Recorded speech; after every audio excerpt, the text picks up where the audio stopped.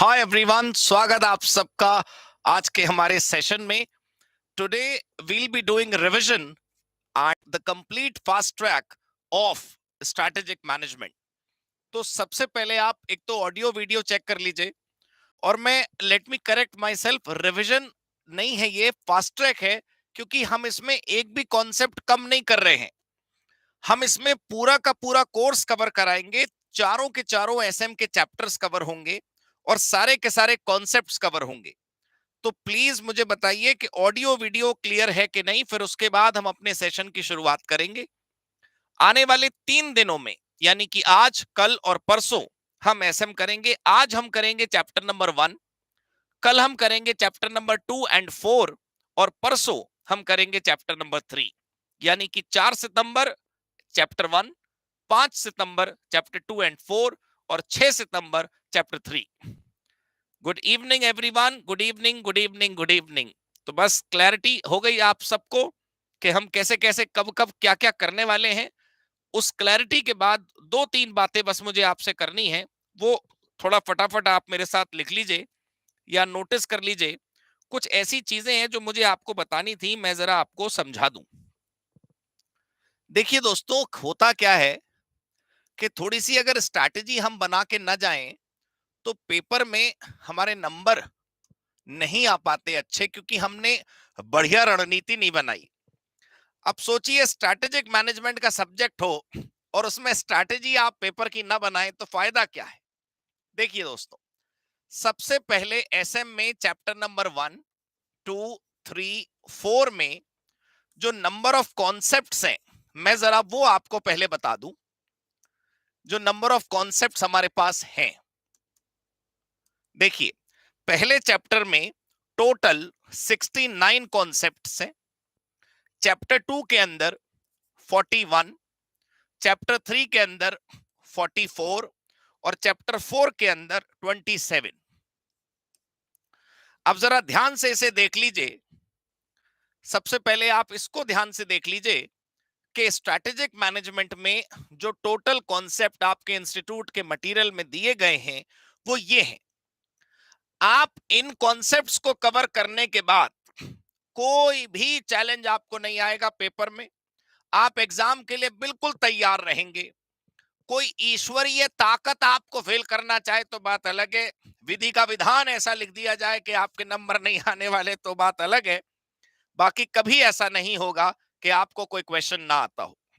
तो प्लीज ध्यान दीजिएगा कि strategic management 69, 41, 44, 27 are the number of concepts that we have in the complete subject. एक बात समझ आ गई? फटाफट सब लोग टाइप करेंगे, कॉन्सेप्ट क्लियर। सबसे पहले आप मुझे काउंटिंग बताएंगे कि ये आपको क्लियर हो गया।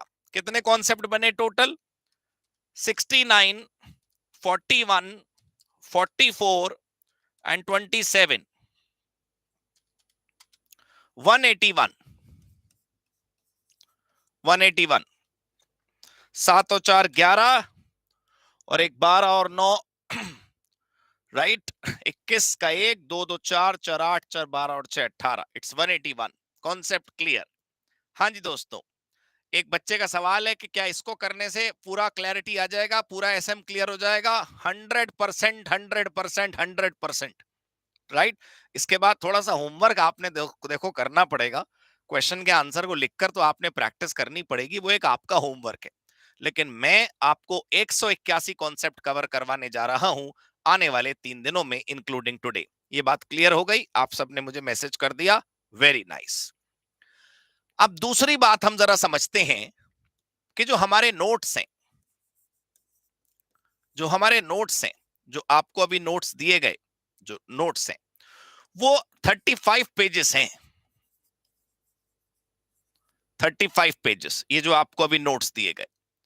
आप सोचिए, less than 40 pages equals to 40 marks. अब आप सोचिए कि 40 मार्क्स की तैयारी करने के लिए, 40 मार्क्स की तैयारी करने के लिए आपके पास जो पन्ने दिए गए हैं वो केवल 35 है। अब आप सोचिए, क्या आपको दीपावली की जरूरत है पटाखे फोड़ने के लिए? क्या आपको नए साल की जरूरत है जश्न मनाने के लिए? जश्न का दिन तब होता है जब आप जंग के लिए तैयार होते हैं। आप सोचिए कि ये कितनी खुशी का मौका है कि 40 नंबर लाने के लिए 40 पन्ने भी नहीं पढ़ने, सिर्फ एक पन्ने की वैल्यू एक नंबर से भी ज्यादा है दोस्तों, जो आज आपको पीडीएफ शेयर करी गई है। बहुत ध्यान से समझने की कोशिश करिए प्लीज। क्लियर हो गई जी बात? इंस्टीट्यूट की किताब के क्वेश्चन हो, पास्ट ईयर पेपर के क्वेश्चन हो, हम कह रहे हैं जी कहीं से सवाल बनाकर आप ले आइए, आपको सारे क्वेश्चन के जवाब मेरे इन 35 पन्नों में मिल जाएंगे। ये 100% सत्य है। क्लियर हो गई जी बात? बिल्कुल क्लैरिटी मिल गई आपको। अब फटाफट टाइप, सब लोग टाइप करेंगे पेज इज क्लियर। दोस्तों ये बातें बहुत जरूरी हैं। ये शुरुआती बातों के अब फिर बाद में समय नहीं मिलता है। एक बार हम चैप्टर में डूब जाएंगे, एक बार हम चैप्टर के अंदर आ जाएंगे तो फिर हमें कुछ मौका नहीं मिलेगा ये सब चर्चा करने का। मेरी आप सबसे एक रिक्वेस्ट है, प्लीज कृपया फटाफट टाइप करेंगे पेज इज क्लियर। ठीक है, ये बैच हमने लाइव इसलिए रखा है कि ताकि आप लोग इंटरेक्शन कर सकें। अब आप वार्तालाप नहीं करेंगे तो फायदा क्या? याद रखना है कि हमारी क्लास मोबाइल फोन है, रेडियो नहीं। रेडियो में एक ही तरफ से आवाज आती है, मोबाइल फोन में दोनों तरफ से आवाज आती है। ऑल राइट दोस्तों, thank you for confirming the message. Notes का 35 पन्ना बिल्कुल हम सबको क्लियर है। अब जो एग्जाम होता है दोस्तों, उसके बारे में एक बहुत काम की बात मैं आपको बताना चाहता हूं। एग्जाम का जो पेपर आएगा, उस पेपर में आप जानते होंगे कि आपको जो क्वेश्चंस करने हैं, आपको जो क्वेश्चंस करने हैं वो 5 आउट ऑफ 7 करने हैं। करेक्ट? सर ये तो हमें पता है, आप क्या बता रहे हो? कोई बात नहीं, जो मैं बता रहा हूं वो आप सुनिए, आपको सुनकर अच्छा लगेगा। ठीक है, थोड़ा सा मैं आपका समय जरूर ले रहा हूं, लेकिन ये समय आपको फायदा देगा। दोबारा ओएमएसएम का पेपर देने की जरूरत नहीं पड़ेगी आपको। खैर, अब ये जो 7 क्वेश्चन एग्जाम में आते हैं, ये जो 7 क्वेश्चन एग्जाम में आपके आते हैं, इन 7 क्वेश्चंस में अगर आप क्वेश्चन पेपर देखेंगे तो ओएम के क्वेश्चन होते हैं 4 और एसएम के क्वेश्चन होते हैं 3। बराबर? ठीक है, बहुत ध्यान से समझिएगा कृपया। अगर आप ओएमएसएम का क्वेश्चन पेपर पिछला वाला डाउनलोड करके देखेंगे, या फिर मॉक टेस्ट पेपर, ये क्या कहते हैं उसको, आजकल मॉडल क्वेश्चन पेपर आते हैं, उनको अगर आप देखेंगे तो आपको पता चलेगा कि OM has 4 questions and SM has 3 questions। Correct? Paper का स्ट्रक्चर आप समझ गए कि 4 इसके हैं, 3 इसके हैं। अगर आपको लगता है पेपर देखकर कि भाई SM की थ्योरी तो मैं नहीं लिख पाऊंगा, इतने बड़े बड़े क्वेश्चन आ गए, आते हैं हमको, लेकिन हमारा मन नहीं है लिखने का। क्यों? क्योंकि ओएम के क्वेश्चन तो हमें बहुत बढ़िया आते हैं, प्रैक्टिकल है वो सब्जेक्ट, उसके तो क्वेश्चन हमने कई बार प्रैक्टिस करें। मैं तो भाई ओएम लिखना चाहता हूं ज्यादा, मान लो मुझे ओएम बहुत पसंद है, तो मैं क्या करूं? पेपर में दोस्तों ये वाले क्वेश्चन कर देना 4 और इसके क्वेश्चन कर देना 1, तो भी आपकी रिक्वायरमेंट पूरी हो जाएगी। ये दिमाग लगा कर रखिए, ये अभी से सोच के रखिए कि पेपर वाले दिन ये स्ट्रेटेजी आपको देखनी है। दोस्तों मेरी बातें आपको लग रही होंगी कि टाइम किलर हैं, ये टाइम किलर नहीं है, ये टाइम सेवर हैं। एग्जाम हॉल में दोस्तों जब आप बैठे होगे तो आपको पता होगा कि 15 मिनट पहले क्वेश्चन पेपर बट जाता है। तो उन कीमती 15 मिनट में आपको यह तय करना है कि आप ओएम के कितने क्वेश्चन करेंगे और एसएम के कितने। दोनों के करने मैंडेटरी नहीं है, कुल मिलाकर 5 करने हैं, याद रखिएगा। मान लीजिए आपने ओएम पसंद किया तो ओएम के चारों क्वेश्चन लपेट डालो और एक करना पड़ेगा खाली एसएम का, बात ही खत्म। अगर हमें थ्योरी नहीं पसंद तो हमने गोली मार देनी है थ्योरी को, लेकिन एक फिर भी करना पड़ेगा। अब सीन नंबर 2, अब सीन नंबर 2 देखिए। सपोज करिए कि बालक कहता है भाई प्रैक्टिकल कैलकुलेटर जोड़ घटाना, no no no, this is not my cup of tea. मेरा तो थ्योरी जॉनर है, आई लव थ्योरी, मुझसे तो आंसर लिखवा लो, सवाल जवाब नहीं होते मुझसे। कोई बात नहीं बच्चा, तुम क्या करना, तीनों के तीनों एसएम के क्वेश्चन चूज कर लेना। तो तुम्हें ओएम के चारों नहीं करने पड़ेंगे, खाली 2 करने पड़ेंगे, तब भी तुम्हारा क्वेश्चन पेपर हो जाएगा क्या, 5। और फिर मान लो एग्जाम में मिक्स क्वेश्चन करना हो तो योर चॉइस। मान लो आपको ऐसा लगता हो कि नहीं, ना तो हम पूरा ओएम करेंगे ना हम पूरा एसएम करेंगे, हम तो थोड़ा ओएम करेंगे थोड़ा एसएम करेंगे, तुम्हारी चॉइस। तो सबसे पहले आप मुझे टाइप करके बताइए, सिस्टम क्लियर हुआ कि नहीं क्लियर हुआ? सब लोग फटाफट टाइप करेंगे सिस्टम क्लियर। आपको ये क्लैरिटी मिल गई कि ऑपरेशंस मैनेजमेंट के अंदर और स्ट्रेटेजिक मैनेजमेंट के अंदर जो क्वेश्चंस करने हैं आपको, उसमें अगर ओ प्रैक्टिकल पसंद है तो चारों ओएम ले लीजिए और एक एसएम। और अगर आपको थ्योरी ज्यादा पसंद है, बिल्कुल डूबे रहते हैं आप थ्योरी की मोहब्बत में, तो तीनों क्वेश्चन आप एसएम के ले लीजिए, सिर्फ 2 ओएम के लीजिए, 5 हो जाएंगे। और बाकी भाई पेपर पे डिपेंड करता है, उस दिन जैसे हालात होंगे जैसा मन होगा वैसा देखेंगे। क्लियर हो गई जी बात? बच्चा पूछ रहा है क्या ओएम के 4 क्वेश्चन में प्रैक्टिकल प्रॉब्लम ही आएगा? नहीं, लेकिन डियर जो थ्योरी आती है तुम पढ़ के देखो, वो बच्चे को अगर प्रैक्टिकल आता है तो वो लिख सकता है। जैसे फॉर एग्जांपल एक टॉपिक है सिमुलेशन, सिमुलेशन का प्रैक्टिकल नहीं आया, सिमुलेशन की थ्योरी आ गई, तो भी तुम्हारे लिए लिखना आसान है। भाई तुमको कार चलाना आता है तो कार कैसे चलाते हैं इस पर निबंध तुम लिख सकते हो, लेकिन प्रेमचंद की कहानियां कैसे अलग थी रविन्द्रनाथ टैगोर से, ये लिखना बहुत मुश्किल है। समझे सर आप? चलिए खैर, क्लियर हो गई जी बात? फटाफट क्लियर हो गई बात, समझ आ गया? सर ये बहुत जरूरी है, हो सकता है आपको अजीब लग रहा हो, but that's very important. Clear हो गई जी बात? चलो, अब एक आखिरी बात मैं अभी बता देता हूं शुरुआत में ही, ताकि बाद में मुझे इस पर समय न लगाना पड़े। होमवर्क, होमवर्क देखो जी, ऐसा है, ईमानदारी से बता रहा हूं मैं आपको कि मेरे समरी के नोट्स अलग हैं और डिटेल्ड नोट्स अलग हैं, लेकिन ये बिल्कुल सत्य है कि समरी में भी ये कितने 181 कॉन्सेप्ट थे और डिटेल्ड वाले कोर्स में भी मेरे 181 ही कॉन्सेप्ट है, बस उनकी गहराई बढ़ गई है। जैसे फॉर एग्जाम्पल मान लो कोई क्वेश्चन है, what are the advantages of strategic management, तो समरी नोट्स में इस क्वेश्चन का आंसर थोड़ा छोटा होगा और डिटेल्ड वाले बैच में इस क्वेश्चन का आंसर थोड़ा बड़ा होगा। ऑब्वियस सी बात है, करेक्ट भाई? वो लंबे बहुत ड्यूरेशन का भी तो होता है, ठीक है, और फिर वो पेमेंट बेस्ड होता है। आप बहुत समझदार लोग हैं। तो मैं कह रहा था कि यदि किसी बालक को दिल कर रहा हो कि वो बहुत गहराई में जाकर एसएम पढ़ना चाहता है, तो वो मेरे या तो डिटेल्ड वाले लेक्चर सब्सक्राइब कर ले या फिर वो डिटेल्ड वाली नोट्स पढ़ ले। ध्यान से देखें आप, होमवर्क में आपको क्या क्या करना है। सबसे पहला होमवर्क, रीड नोट्स। ठीक है, समरी वाले तो पढ़ने हैं ही, वो तो मैंडेटरी है आपको समरी वाले पढ़ने। बाकी डिटेल्ड वाले पढ़ने का दिल हो तो पढ़िएगा, नहीं दिल हो तो कोई बात नहीं। आप समरी पढ़कर भी, आप समरी पढ़कर भी बहुत अच्छे नंबर ला सकते हैं। कितने ला सकते हैं वो तो तुम्हारे कर्मों पर निर्भर करता है। मेरा कार्य है टॉर्च जलाकर तुम्हें रास्ता दिखाना। अब तुम चलते हुए अटक जाओ तो तुम्हारी प्रॉब्लम, मैं क्या करूं? चलिए, नोट्स रीड करने हैं आपको। और दोस्तों मैं सच बता रहा हूं, अगर तुम मान सको मेरी बात, चुपके से कह रहा हूं ऑफ द रिकॉर्ड, तो रीड मत करना, राइट करना। अभी तुम विश्वास करो, दिल पर हाथ रख के सच में बोलो, तुम्हें कसम है तुम्हारे कोर्स की, अभी टाइम है ना, तो ये लिख के देख लो। 181 कॉन्सेप्ट 2-2 लाइन के हैं, उनको लिखकर देखने में तुम्हारा ज्यादा टाइम नहीं खर्च होगा। लिख लिख के देखोगे तो तुम्हें बहुत अच्छा लगेगा, राइट? और तुम्हें इस बहाने याद हो जाएगा ये सब कुछ। तो पहला आपको क्या करना है, रीड द नोट्स, चाहे समरी हो या डिटेल। दूसरा, टेस्ट पेपर्स। ठीक है, coceducation.com की वेबसाइट, यानी कि हमारी वेबसाइट पे जब आप जाएंगे तो आपको हर शनिवार, हर हफ्ते एक टेस्ट मिलता है, राइट? ओएम का भी एसएम का भी, मतलब ओएम एसएम कंबाइंड मिलाकर लगभग 10-15, वो टोटल 13 टेस्ट आपको वहां पर मिलेंगे, 13 टेस्ट पेपर।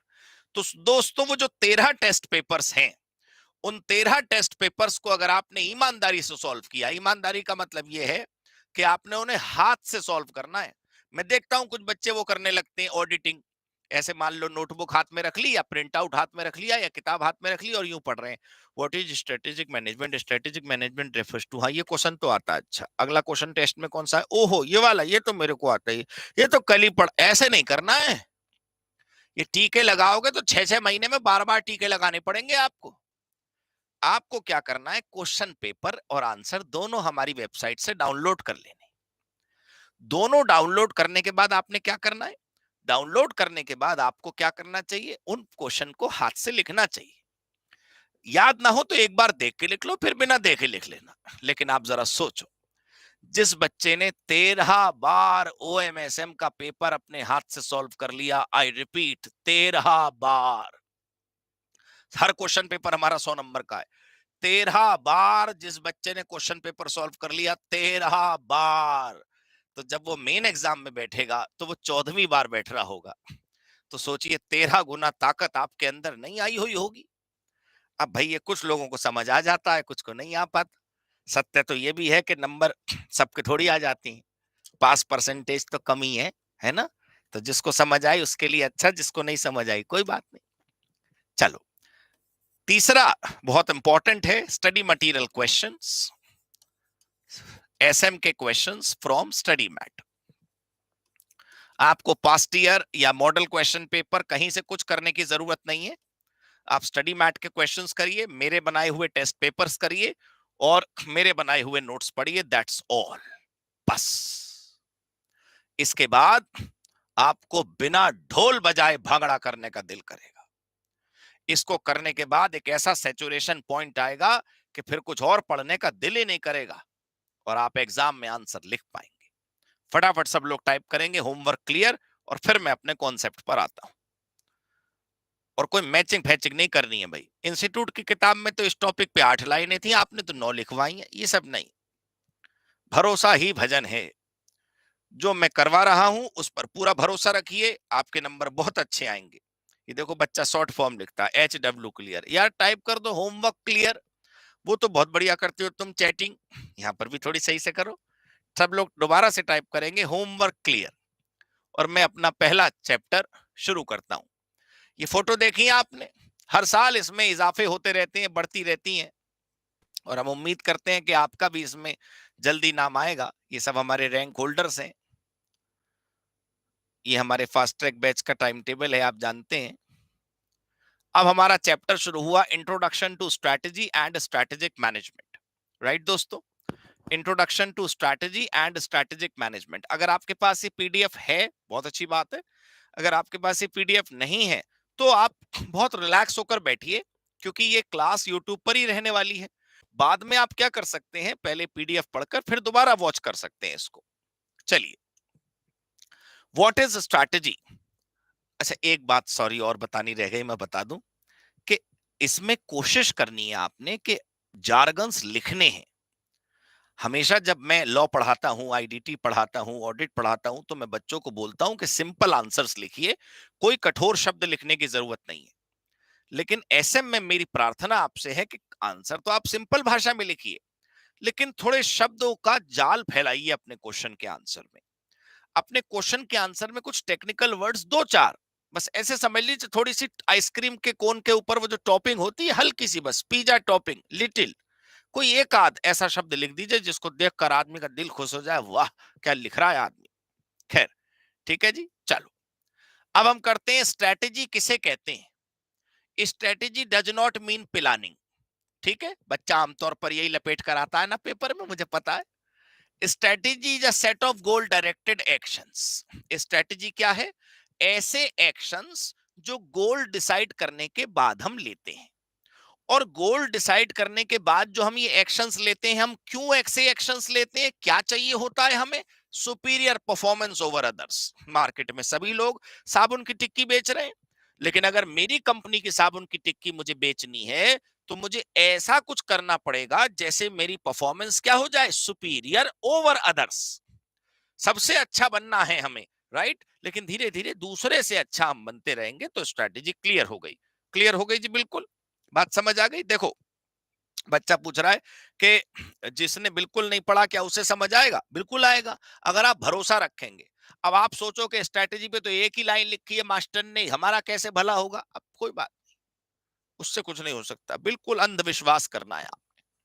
अच्छा स्ट्रैटेजी हमने बना ली, अब यहां पर लिखा है गुड स्ट्रैटेजी किसे कहते हैं। बहुत ध्यान से देखेंगे, गुड स्ट्रैटेजी किसे कहते हैं, व्हाट इज गुड स्ट्रैटेजी। याद करो दोस्तों, स्ट्रैटेजी हमने क्यों बनाई थी, हमने स्ट्रैटेजी बनाई थी ताकि हम दूसरों से परफॉर्मेंस को सुपीरियर कर सकें। स्ट्रैटेजी हमने इसलिए बनाई थी तो ताकि मार्केट में जो अन्य कंपेटिटर्स हैं उनसे हम अच्छा परफॉर्म कर सकें।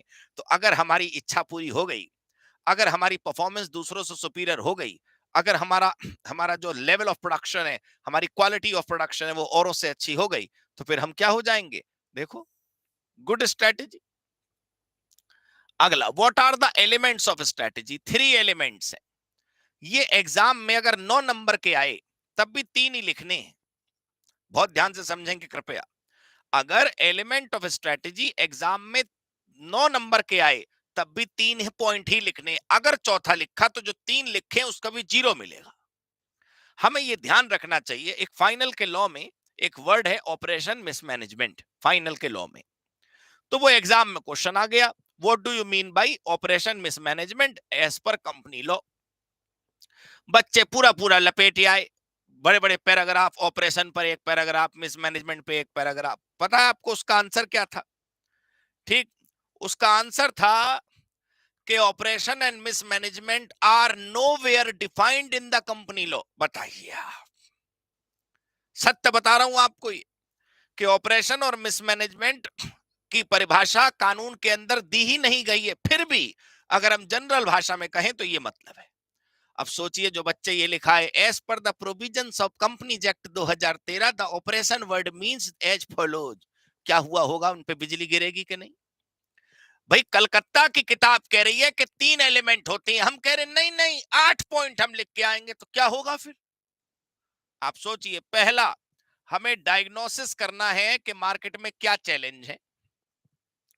हमें पॉलिसी बनानी है ताकि हम उन चैलेंज के साथ लड़ सकें, और हम उन पॉलिसी में जो हमने एक्टिविटीज फिक्स करी उन्हें इंप्लीमेंट करना है और हमें एक्शन लेना है। मतलब प्रॉब्लम का डायग्नोस, पॉलिसी को प्रिपेयर करना और एक्शंस लेना, ये 3 काम होते हैं स्ट्रेटेजी के अंदर। ठीक है, अगला क्वेश्चन, और ये क्वेश्चन नहीं है दोस्तों, ये कॉन्सेप्ट है। मैं हेडिंग लिख देता मिसबिलीफ और फिर समझाता तो वो तो वही चीज हो जाती। Misbelief about strategy. लोग स्ट्रेटेजी के बारे में क्या गलत सोचे हुए हैं? लोग सोचे हुए हैं कि ये ग्रेट स्टेटमेंट को बोलते हैं स्ट्रेटेजी। ग्रेट स्टेटमेंट नहीं होती है स्ट्रेटेजी। स्ट्रेटेजी होती है गोल डायरेक्टेड एक्शन। बड़े बड़े शब्द, भारी भारी सेंटेंसेस, फिलोसफी वाली बातें, ये पॉलिसी, ये स्ट्रेटेजी नहीं हुआ करती। कंपेटिटिव एडवांटेज किसे कहते हैं? What is competitive advantage? भाई, आप अपने कंपेटिटर से 1 पॉइंट बेटर परफॉर्म कर रहे हैं तो बस बढ़िया है। अंडर परफॉर्म इट्स राइवल, आपके जो राइवल है वो आपके अंडर परफॉर्म कर रहे हैं, यानी कि आपसे कम परफॉर्म कर रहे हैं। सक्सेसफुल स्ट्रैटेजी कैसे बन सकती है? सक्सेसफुल स्ट्रैटेजी की क्या है, ये आपको फिल इन द उसमें मल्टीपल चॉइस में भी मदद करेंगे मेरी बातें। सक्सेसफुल स्ट्रैटेजी किसको बोलते हैं? कैसे पता चलेगा कि आपने सक्सेसफुल स्ट्रैटेजी बनाई? अगर अगर बहुत ध्यान से समझिएगा, अगर अगर यूएसपी आपने अचीव कर ली, यूनिक स्ट्रेटेजिक पोजीशन अगर आपने बाजार में अचीव कर ली, आपने बाजार में एक ऐसी पोजीशन तैयार कर दी जो औरों के पास नहीं है, तो फिर आप क्या हो गए? सफल। तो जब कोई कहे कि नहीं इस कंपनी के साबुन में तो यार बात अलग ही है, कुछ है इसमें, I can't express but there is something unique. It may be price, it may be product features, it may be design, it may be functions, it may be durability, it may be packaging, it may be anything, but something is very unique from others and that's a USP, right? Clear? चलो, how to achieve competitive advantage? ये कैसे achieve होती है competitive advantage?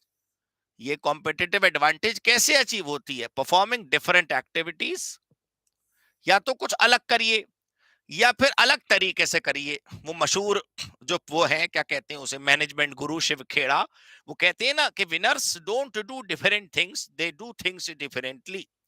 जो लोग शिखर पर हैं, जो जीते हुए हैं, वो कुछ अलग नहीं करते, कुछ नया नहीं करते, वो उसी काम को अलग तरीके से करते हैं। लेकिन यहाँ फिर भी 2 चीजें लिखी हैं। कंपेटिटिव एडवांटेज यानी औरों से अच्छा काम करने के 2 रास्ते हैं। पहला पहला क्या है? या तो आप काम को अलग तरीके से करिए, आपका तरीका बदल दीजिए, काम वही है जो सब कर रहे हैं। दूसरा, या फिर काम ही कुछ अलग करिए, या तो काम अलग या काम करने का तरीका अलग। इन 2 में से कुछ कर लेंगे तो कंपेटिटिव एडवांटेज आपके अंदर आ जाएगी। क्लियर? फंक्शनल एक्सपर्टाइज किसे कहते हैं? What is functional expertise? जो तुम लोगों में है, कल को जब तुम कॉस्ट अकाउंटेंट बन जाओगे, you would be master of cost control, you are expertised in cost audit, cost procedures. तो फंक्शनल एक्सपर्टाइज क्या होती है भाई? हम यहां पर लिखा है कि हर काम नहीं कर सकते, हम हर चीज नहीं कर सकते, तो हमें क्या करना होगा? फंक्शनल एक्सपर्टाइज लानी होगी, जैसे कि मार्केटिंग, जैसे कि फाइनेंस, जैसे कि टेक्नोलॉजी। कोई पर्टिकुलर एरिया में हमको स्ट्रांग होना होगा। What level of managers do need to work on strategy? बड़ी अजीब सी बात है, ये सवाल देखकर दुख होता है आज की तारीख में। यहां पर लिखा है कि किस लेवल के मैनेजर्स को स्ट्रैटेजी पर काम करना चाहिए? हर लेवल के मैनेजर्स को। अरे आप टॉप पर हो, मिडिल पर हो, लोअर पे हो, कोई स्ट्रैटेजी रिजर्वेशन में थोड़ी है कि टॉप लेवल वाली स्ट्रैटेजी बनाएंगे। नहीं, आप लोअर लेवल मैनेजर हैं, आपके नीचे केवल 3 वर्कर काम करते हैं, तो आप उन 3 वर्कर के लिए स्ट्रैटेजी बनाइए। आप मिडिल लेवल पर हैं, आपके नीचे 54 वर्कर्स काम करते हैं, आप उनके लिए स्ट्रैटेजी बनाइए। आप टॉप लीडरशिप पे, आपके नीचे 11,000 वर्कर काम करते हैं, आप उनके लिए स्ट्रैटेजी बनाइए। At every level, every level, every level. ठीक, चलो। How ethics and good governance can bring competitive advantage, ये एक फिलोसफी वाला पॉइंट है। एथिक्स और गवर्नेंस का मतलब आपको पता है? सच्चाई, अच्छाई, पवित्रता। मन की आवाज, अंतरात्मा की आवाज, सच्चाई, अच्छाई, पवित्रता। यहां पर इनका कहने का मतलब ये है, if you are honest, if you are ethical, if you have good governance, you have value system, you have good belief, तो आप किसी का बुरा नहीं करेंगे। और जब आप किसी का बुरा नहीं करेंगे, you will definitely achieve success, right? Clear? चलो। What is corporate governance? Corporate governance is a mechanism of control. Governance is a mechanism to run the enterprise. किसी ऑर्गेनाइजेशन को, एक बात समझ लो, व्यक्ति अपने लिए वैल्यूज बनाएगा तो वो एथिक्स है, और ऑर्गेनाइजेशन के लिए वैल्यूज बनाएगा तो वो गवर्नेंस है। दोबारा सुन लीजिए, if you make values for one individual, this is ethics for yourself, and if you make values for the entire organisation, that is governance. ठीक है, चलो। Corporate governance is set of mechanism to control an enterprise. ठीक है। What is business ethics? Agreed upon code of conduct. अब तुम कितना ही लपेटते फिरो paper में, एग्जामिनर तो ऐसे पेन लेगा और यूं ढूंढेगा नंबर देने के लिए। वो आजकल तो खैर सॉफ्टवेयर से कॉपी चेक होने लगी, सॉफ्टवेयर से भी देखेगा तो वो नंबर ऐसे ही देगा। ठीक है। Explain the origin of word strategy. Strategy word का ओरिजिन क्या है? Greek word strategia. क्या मतलब होता है इसका? युद्धशिप, वॉरशिप, युद्ध का माहौल, जनरलशिप, वॉरशिप। ठीक है। क्यों? ये इसलिए क्योंकि स्ट्रैटेजी शब्द की हिंदी भी अगर आप करेंगे तो भी आपको समझ आएगा, रणनीति, राइट? रणनीति। रणनीति किसे कहते हैं? A strategy, a policy, a point of view, जिससे आप कंपेटिटर को बीट करना चाहते हैं। युद्ध में हम ओपोनेंट को बीट करते, युद्ध के अंदर हम ओपोनेंट को बीट करते, बिजनेस में हम अपने ओपोनेंट यानी कि कंपेटिटर को बीट कर रहे, और क्या? करेक्ट। चलो, डिफाइन स्ट्रैटेजी। स्ट्रैटेजी की डेफिनेशन क्या है? अब आप प्लीज ध्यान दीजिए, अब समय है ध्यान देने का। पहला क्वेश्चन भी था व्हाट इज अ स्ट्रैटेजी, और यहां पर भी लिखा है डिफाइन स्ट्रैटेजी। तो जब एग्जाम में मीनिंग ऑफ स्ट्रैटेजी आए वो लिखना शुरू वाला, गोल डायरेक्टेड एक्शन। और जब स्ट्रैटेजी की डेफिनेशन आए तो ये लिखना है, direction and scope of an organisation. ठीक है। चलो, what are the characteristics of strategy? Strategy के फीचर्स क्या है? अब देखो, यहां पर तुम बस इतना याद करके जाओ एग्जाम में कम से कम कि यहां 8 कैरेक्टरिस्टिक्स। एग्जाम में 8 के 7 हो सकते हैं, एग्जाम में 8 के 7 हो सकते हैं, 8 के 9 नहीं हो सकते ना, गलत बात। एग्जाम में 8 के 7 लिखने से मतलब है कि आप नेचुरली ह्यूमन बीइंग है, भूल गए। लेकिन अगर आपने 8 की जगह 9 लिखा तो आप फैब्रिकेटर बन रहे हैं, जो काम कलकत्ता नहीं कर रही वो कर रहे हैं। वो कह रहे हैं फीचर होते हैं 8, हम कह रहे हैं नहीं नहीं 11 होती हैं। तो कोशिश करा करिए दोस्तों, आंसर्स को अननेसेसरी लपेटिए मत। पिछला अटेम्प्ट जो था जून 2024, उसके सजेस्टेड इंस्टीट्यूट की वेबसाइट पर आ चुके हैं, आप चेक करिए। जून 2024 के सजेस्टेड के आंसर्स का साइज देखिए, कोई बड़ा बड़ा साइज नहीं है, कोई ज्यादा ज्यादा बड़े पैराग्राफ नहीं है। 7-7 नंबर के क्वेश्चन में बहुत कम कम लिखकर भी आपके नंबर आ सकते हैं। बस ये है कि आप समझ जाएं तो बात अलग है। अब देखिए, हाईलाइट करना शुरू करते हैं कि स्ट्रैटेजी के फीचर्स क्या हैं। सबसे पहला कि स्ट्रैटेजी दोस्तों लॉन्ग टर्म होती है, वो लॉन्ग टर्म होती है, राइट? क्लियर? ऑर्गेनाइजेशन के लिए एडवांटेज लाती है। ऑर्गेनाइजेशन के लिए क्या लाती है? Advantage. Scope of organisation activity, हम स्ट्रैटेजी सबके लिए नहीं बनाते, हम अपनी ऑर्गेनाइजेशन की एक्टिविटीज के लिए ही स्ट्रैटेजी बनाते हैं, राइट? मैचिंग द रिसोर्सेस, हम स्ट्रैटेजी बनाते वक्त कोई ऐसी स्ट्रैटेजी बना ले जिसमें 16,000 करोड़ की जरूरत पड़े तो कहां से आएगा? हमें स्ट्रैटेजी बनाते वक्त इस बात का ध्यान रखना है ना कि हमारे पास क्या है, उन्हीं संसाधनों में से हमें काम करना है। पता चला ऐसा प्लान बना दो जो कभी फॉलो ही ना हो सके, बहुत बढ़िया, बल्ले बल्ले, राइट? खैर, ये देखो, क्रिएट न्यू अपॉर्चुनिटीज और to capitalise on them. Strategy क्या करती है? या तो नई अपॉर्चुनिटी पैदा करती है, आपदा में अवसर प्रधानमंत्री जी कहते हैं, आपदा में भी अवसर ढूंढ लेते हैं हम, या फिर कम से कम भाई जो अवेलेबल अवसर है उनका तो फायदा उठा लो। There is always a market, right? There may not be a producer, ये बहुत मशहूर कहावत है मार्शल साहब की इकोनॉमिक्स के अंदर। There is always a market, there may not be a producer. हो सकता है बेचने वाले ना हो, लेकिन खरीदने वाला बाजार हमेशा जिंदा होता है। ये नहीं तो वो नहीं तो वो नहीं तो वो, राइट? खैर, स्ट्रैटेजीज में रिक्वायर मेजर रिसोर्स चेंज।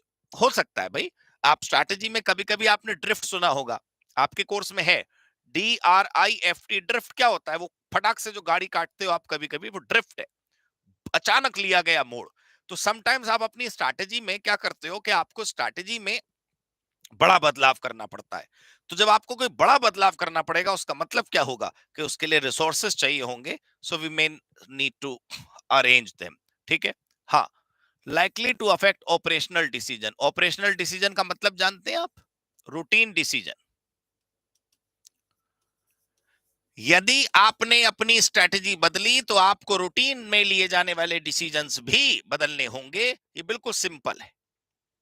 हाँ जी, उसके बाद affected not only by environment but also by the values and expectations। हमारी कंपनी के द्वारा बनाई जाने वाली स्ट्रैटेजी एक्सटर्नल एनवायरनमेंट से भी अफेक्ट होती है और हमारे लीडरशिप के वैल्यू सिस्टम से भी। भाई जैसा हमारा एमडी सोचेगा, जैसे हमारे एमडी का बिहेवियर होगा, जैसी हमारे एमडी की बुद्धि होगी, जैसे हमारे एमडी के विचार होंगे, हमारी स्ट्रैटेजी भी तो वैसे ही बनेगी ना। बस ये बात है, ठीक है जी? क्लियर? अनंत क्या पूछ रहे हैं? पॉइंट भूल रहे ना, इसके लिए टिप दे दीजिए। टिप एक ही है, पुनरअपि जननम पुनरअपि मरणम। मतलब बार बार आपको जन्म लेना है, बार बार आपको लिखना है दोस्तों। बार बार बार बार पुनरावृत्ति, रिपीट एक्शन, बार बार लिखेंगे तो आपको बहुत अच्छा लगेगा, कभी भूलेंगे ही नहीं आप। अगला है कॉन्सिक्वेंसेस ऑफ सच कैरेक्टरिस्टिक्स। ये क्वेश्चन दोस्तों बहुत अलग है। कुछ बच्चे क्या करते हैं कि सीएमए के अलावा अन्य कोर्सेज में भी ये सब्जेक्ट है, चार्टर्ड अकाउंटेंसी में भी एसएम है, कंपनी सेक्रेटरी में भी एसएम है, वहां की किताबों से ये पढ़ते हैं। आप चेक करिए, ये क्वेश्चन उधर की किताबों में है ही नहीं। तो इसलिए बताया जाता है कि आप स्पेसिफिक एक्सक्लूसिव फॉर सीएमए पढ़ाई करिए। ये देखिए आप, कैरेक्टरिस्टिक के कॉन्सिक्वेंसेस। अब कॉन्सिक्वेंसेस का क्या मतलब होता है? हमें क्या करना, क्या मतलब होता है, आप समझते नहीं। हमें पढ़ना है कि जब कॉन्सिक्वेंसेस का क्वेश्चन आए तो ये 4 बातें लिखनी है, और कैरेक्टरिस्टिक्स का क्वेश्चन आए तो ये 8 बातें लिखनी है। ये पी के जाना है हमें। जो ये पी गया उसके नंबर आ गए। और सर नॉलेज के लिए क्या करें? नॉलेज के लिए तो जीवन पड़ा है। वो एक बड़े से कागज में डिग्री आती है, पहले वो ले आओ। जब डिग्री आ जाएगी तो आधी दुनिया तो तुम्हें वैसी नॉलेजेबल समझेगी, बाकी नॉलेज तुम अपनी पढ़ते और देखते हुए स्किल इंप्रूव कर लेना, अभी नंबर कमाइए। खैर, तो ध्यान से देखेंगे कि कैरेक्टरिस्टिक्स के कॉन्सिक्वेंसेस क्या हैं। हमारी जो स्ट्रेटेजी है वो कॉम्प्लेक्स बनती है, राइट? अनसर्टेन सिचुएशंस के लिए बनती है, इंटीग्रेटेड बनती है for every department together, right? हमारा जो चेंज है हम उसको मैनेज करते हैं, हमारी ऑर्गेनाइजेशन के नेटवर्क को हम मैनेज करते हैं, right? Strategic decision will change in organisation. कई बार रिसोर्स में चेंज करना पड़ेगा, स्टाफ में चेंज करना पड़ेगा, बजट में चेंज करना पड़ेगा, कभी लोकेशन में चेंज करना पड़ेगा। So it requires changes in the floor also. Clear हो गई जी बात? What are the types of strategy? Strategy के 3 टाइप्स यहां पर दिए हुए हैं। कॉर्पोरेट स्ट्रैटेजी, बिजनेस स्ट्रैटेजी और फंक्शनल स्ट्रैटेजी। इसको आप याद रख सकते हैं। कॉर्पोरेट स्ट्रैटेजी मतलब टाटा की सभी कंपनियों में जो स्ट्रैटेजी होगी वो होगी कॉर्पोरेट स्ट्रैटेजी। टाटा चाहे नमक बेचे चाहे गाड़ी, कुछ वैल्यूज उनके सेम होंगे। ट्रस्ट वर्दीनेस, है ना, faith in the company, customer pride, कुछ बातें ऐसी होंगी ना, उनकी जो वैल्यू सिस्टम होंगी वो कॉमन होंगी। बिजनेस स्ट्रैटेजी जो होती है वो प्रोडक्ट वाइज होती है। प्रोडक्ट वाइज जैसा विज्ञापन टाटा नमक का किया जा सकता है वैसा विज्ञापन टाटा की गाड़ी का नहीं करा जा सकता। तो प्रोडक्ट वाइज स्ट्रैटेजी को बोलते हैं बिजनेस वाइज। पहली वाली होती है कंपनी वाइज, और तीसरी फंक्शनल स्ट्रैटेजी क्या होती है, डिपार्टमेंट वाइज। अब इस पर ही मान लो एग्जाम में 8 नंबर का क्वेश्चन आ जाए तो पॉइंट तो कम से कम याद रहेंगे, अंदर तो लपेट ही देंगे। मैं ये नहीं कह रहा हूं गलत सलत लपेट देना, कहानी घुमा देना, लेकिन कम से कम मेरी बात समझो, अंदर तो लिख ही दोगे ना आप कुछ, है ना। डिपार्टमेंट वाइज क्लियर हो गई जी बात। चलिए अगला है hierarchy of strategy. Hierarchy of strategy में क्या, जैसे आपने एक स्ट्रैटेजी बनाई मेन, फिर उसके नीचे सब स्ट्रैटेजी, उसके नीचे सब स्ट्रैटेजी, उसके नीचे सब strategy. So what you do is called nesting या हायरार्की। एक के अंदर दूसरा, दूसरे के अंदर तीसरा, तीसरे के अंदर चौथा, इसको बोलते हैं नेस्टिंग। क्या बोलते हैं इसको, नेस्टिंग। हाँ, रेड ओशियन और blue ocean is very important, बहुत इंपॉर्टेंट है दोस्तों, इसका मतलब समझिए। अगर आप किसी ऐसे मार्केट में एंट्री करना चाहते हैं जहां पर already there are so many players, is already there so many players मतलब already there so many competitors, तो वहां ब्लड बाथ होगा। क्या होता है, गला काट प्रतियोगिता होगी। तो जब गले कटेंगे तो खून भी तो बहेगा। दैट गला काट प्रतियोगिता will give you blood bath. That is why that kind of market is called red ocean. That kind of strategy is called red ocean strategy. But suppose you decide to go to a market which is very vacant, which is very khali, which is having a kind of vacuum, there's no producer, इस तरफ किसी ने सोचा क्यों नहीं, चल यार हम बेचते हैं।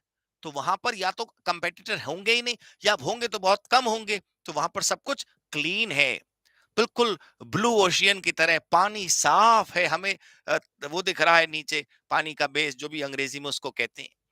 सोचिए आप, so if you follow that kind of strategy, that's called blue ocean strategy, right? So if you're a startup, you should go to the blue ocean strategy because you can't afford bloodbath. तो आप सोचिए, पुराना बाजार में जाओगे तो red ocean, नया बाजार में जाएंगे तो ब्लू ओशियन। ये है, ठीक है, क्लियर हो गई जी बात, करेक्ट। चलो, एक बच्चा कह रहा है यहाँ तो सब पढ़ के चले जाते हैं, घर पे लिख भी लेते हैं 6-6 बार, लेकिन एग्जाम वाले दिन हम कंफ्यूज हो जाते हैं, हम लिख नहीं पाते। आप मुझे बताओ, आपने 13 टेस्ट दिए कि नहीं दिए? सिंपल जवाब है मेरा, OMSM के coceducation.com पर 13 टेस्ट पेपर है। अब आपको लग रहा हो विज्ञापन, तो मैं क्या कर सकता हूँ, विज्ञापन नहीं है, ये सीधी दवाई है। होता ये है कि जिस दवाई के पैसे नहीं देने होते वो दवाई काम नहीं आती। 13 टेस्ट पेपर आप सॉल्व करेंगे, 13 बार फीचर लिखोगे तो 14वीं बार तो अपने आप हो जाएगा, बिल्कुल गड़बड़ नहीं होगी। हाँ, एग्जिस्टिंग मार्केट तो रेड स्ट्रैटेजी, अनकंटेस्टेड मार्केट तो ब्लू स्ट्रैटेजी, ठीक है, blue ocean. Now we have strategic management. What is strategic management? Strategic management is the set of decisions and actions. ऐसे डिसीजन, राइट, दर्शनी कह रही है अभी रिवीजन कर, रिवीजन गलत है ना, टेस्ट देंगे तो क्वेश्चन का आंसर रिवाइज ही तो होगा। डिसीजंस एंड एक्शंस, जिससे हमारी लॉन्ग टर्म परफॉर्मेंस डिसाइड होती है। अगर आपका कोर्स पूरा नहीं भी हुआ है दोस्तों, तब भी आप टेस्ट दीजिए, प्लीज टेस्ट दीजिए, ठीक है। आप देखिए, तो मान लीजिए क्वेश्चन नहीं आता तो बाद में देख लेंगे, भाई एग्जाम में कोई एक ऐसा क्वेश्चन आ जाए। सोचिए आप, एग्जाम में कोई ऐसा क्वेश्चन आ जाए जो हमें नहीं आता था, तो घर आके देखते हैं ना, अरे है राजू, इसका क्या जवाब होगा। तो टेस्ट में मान लो 7 में से एक भी क्वेश्चन तुम्हें नहीं आता था, तो कम से कम आंसर बुकलेट खोल के तो देखोगे, अच्छा ये आंसर है इसका, आई सी, ओके ओके, ये तो होगा कम से कम, ठीक है। खैर, what are the 4 elements of strategic management? हम याद रखना है दोस्तों कि वो था एलिमेंट ऑफ स्ट्रैटेजी 3, ये है एलिमेंट ऑफ स्ट्रैटेजिक मैनेजमेंट 4, ठीक है, दोनों अलग अलग है। क्या एलिमेंट है? एनवायरमेंट को पहले आप स्कैन करेंगे, स्ट्रैटेजी फॉर्मुलेट करेंगे, फिर इंप्लीमेंट करेंगे, फिर ये इवेलुएट करेंगे कि सब कुछ सही चल रहा है कि नहीं, और अगर नहीं तो आप करेक्टिव एक्शंस लेंगे। ठीक है, ये वो बच्चा लिख रहा है ओके, अरे ओके थोड़ी है, सच में मानना भाई। अभी क्लास के लिए ओके मत करना, सच में फॉलो करना। थोड़ा इधर हो गया, इसको इधर करते हैं। हाँ अब सही है। देखो, व्हाट इज विजन? विजन किसे कहते हैं? मैंने देखा है बच्चे, ऐसा क्या बताऊं दोस्तों, ऐसी प्यारी थ्योरी लिखते हैं, इतना बढ़िया निबंध। मुझे तो लगता है कई बार के टी.एस. इलियट जो अमेरिकन राइटर था, वे, आप लोगों को राइटिंग का अवार्ड मिलना चाहिए। बच्चा ऐसा लपेटता है, साहब क्या बताऊं यार। आपसे विजन पूछा है ना, एग्जाम में सबसे पहले बोल्ड लेटर्स में या कैपिटल लेटर में वो एक डेफिनेशन लिखिए जो आप रट कर गए हैं या याद करके गए हैं। ठीक है, मुझे शोभा नहीं देता वैसे ऐसी भाषा करना, लेकिन भैया मेरे को चाहिए नंबर।